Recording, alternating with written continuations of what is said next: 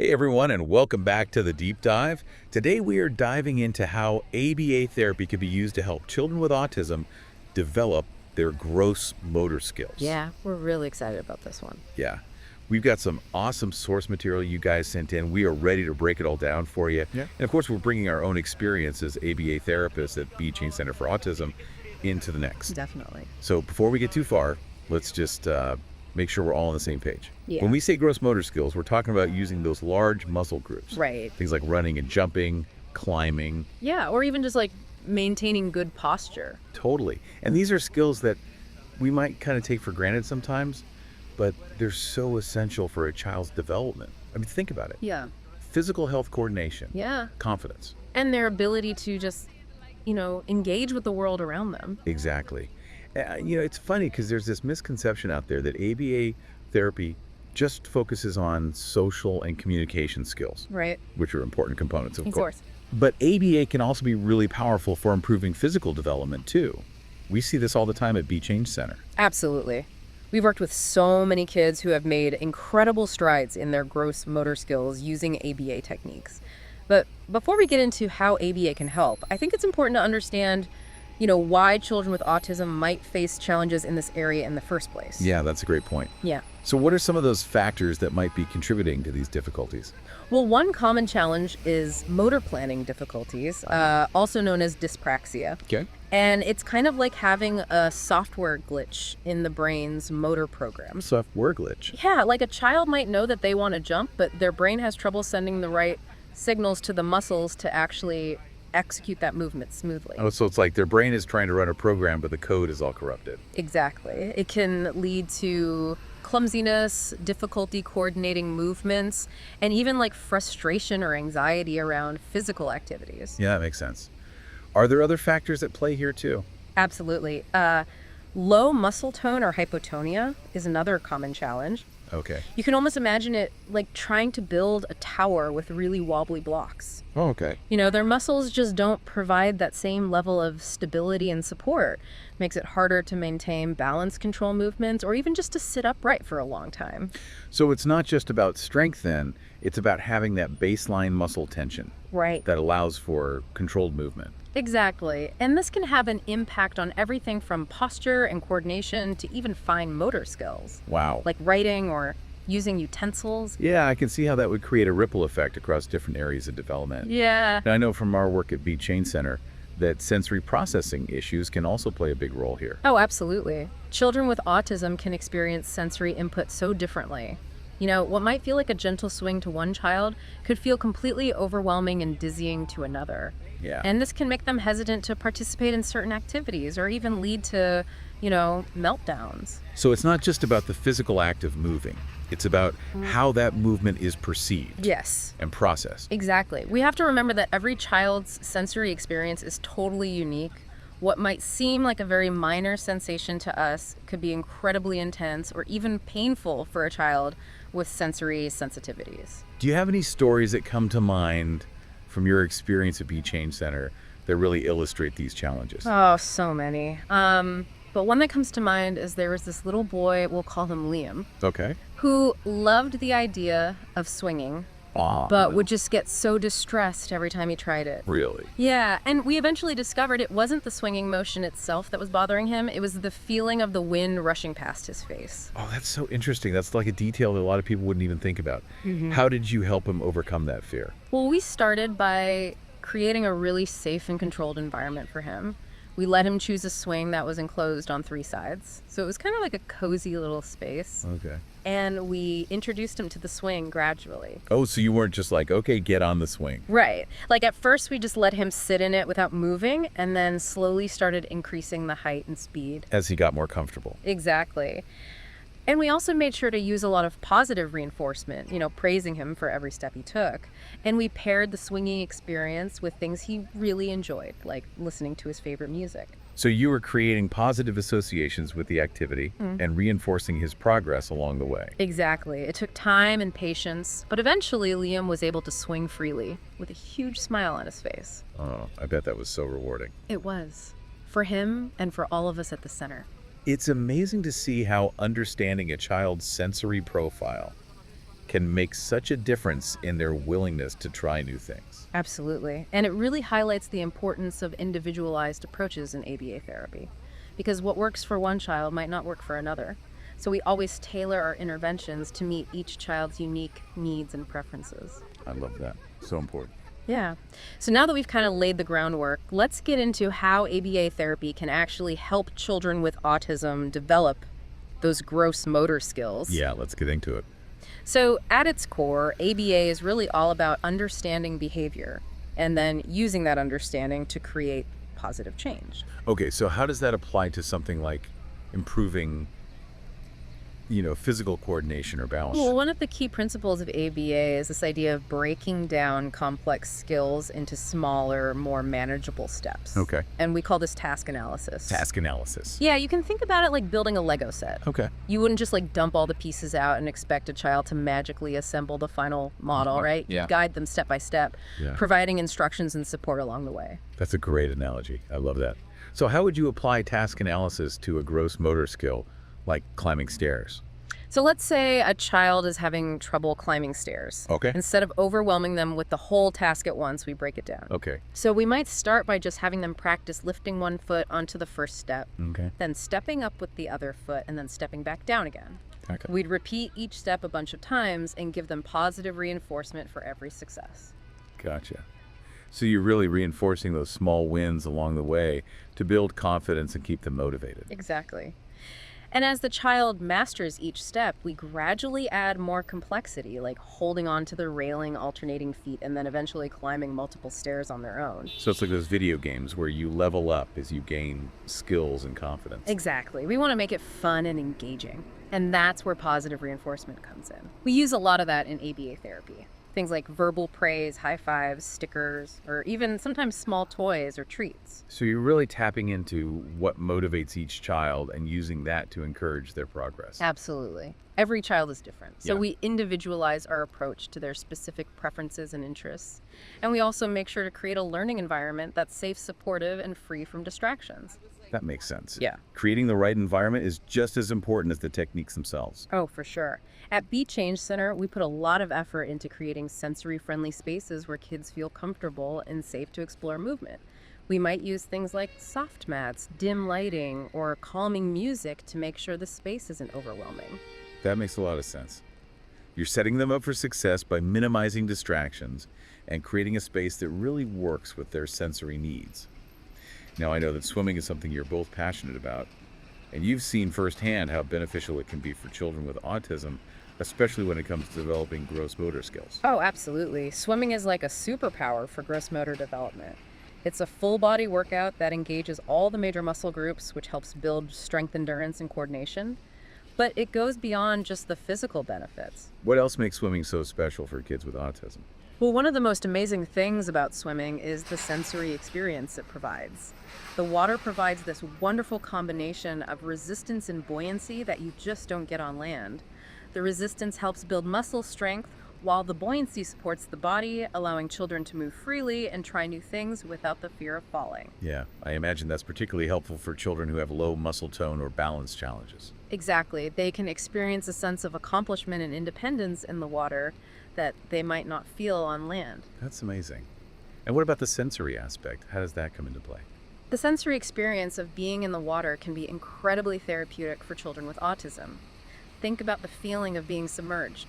It provides deep pressure input to the entire body, which can be very calming and regulating for those who crave that sensation. It's almost like a giant, gentle hug, right? Exactly. And it's not just the pressure. The coolness of the water, the rhythmic sounds of splashing and breathing, the feeling of weightlessness, all of these sensory inputs can help to soothe and regulate the nervous system. So it's like a multi-sensory experience that can help children feel more grounded and present in their bodies. Precisely. And because swimming is so inherently enjoyable, it's a great way to motivate children to engage in physical activity without it feeling like work. We see this all the time at Bechange Center. Kids who might be resistant to other forms of exercise will totally light up when it's time for swim therapy. It sounds like a win-win. Yeah. I'm curious, are there specific ABA techniques that you incorporate into swim therapy sessions to maximize the benefits? Definitely. Just like with any other skill, we break down swimming into smaller steps using task analysis. We might start with simply getting comfortable in the water, then progress to blowing bubbles, floating, kicking, and eventually learning different strokes. So you're still using that gradual process of building on success and reinforcing those positive experiences. Exactly. We also use a lot of visual supports like picture cards or social stories to help children understand what to expect during a swim session. And of course, positive reinforcement is key. We celebrate every achievement, no matter how small, to encourage progress and build confidence. That's fantastic. Now, I know not everyone has a pool in their backyard or access to specialized swim therapy programs. Are there ways parents can incorporate water play at home to support their child's development? Absolutely.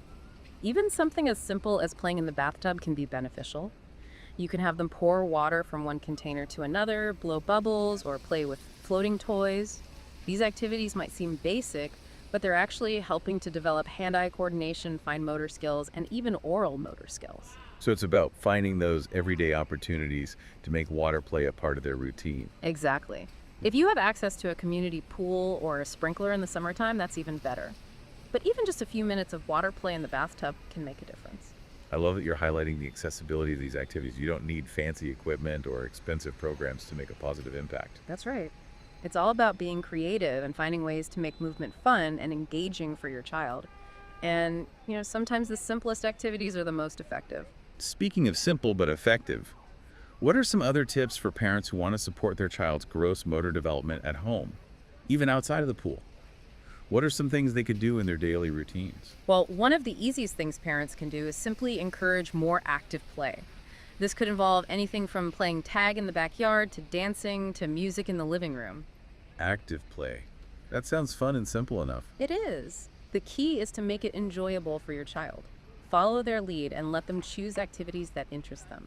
So it's about creating opportunities for movement that feel natural and playful rather than forced or structured. Exactly. It's also important to remember that gross motor development doesn't have to be confined to designated playtime. What do you mean by that? Well, think about all the everyday activities that involve movement, walking to the park, helping with chores like carrying groceries or sweeping the floor, even just getting dressed and putting on shoes and socks. All of these activities can be opportunities to practice and refine gross motor skills. I love that reframing. It's about seeing the potential for movement in everyday moments rather than feeling like you have to create these elaborate activities. Exactly. It's about integrating movement into your child's life in a way that feels natural and organic. And speaking of integration, don't underestimate the power of visual supports. Visual supports? How do those come into play with gross motor development? Visual supports can be incredibly helpful for children with autism, especially those who are visual learners or who have difficulty processing verbal instructions. Think about creating picture cards that show different movements or actions, like jumping, hopping, crawling, or even just standing on one foot. So you're providing a visual representation of the movement they're supposed to perform. Exactly. You can use these cards to create a motor skills schedule where your child can choose an activity and then perform it for a set amount of time. That's a brilliant idea. It gives them a visual menu of options and allows them to take ownership of their activities. You can also use visual supports to break down complex tasks into smaller steps. For example, if you're working on getting dressed, you could create a sequence of pictures that shows each step involved.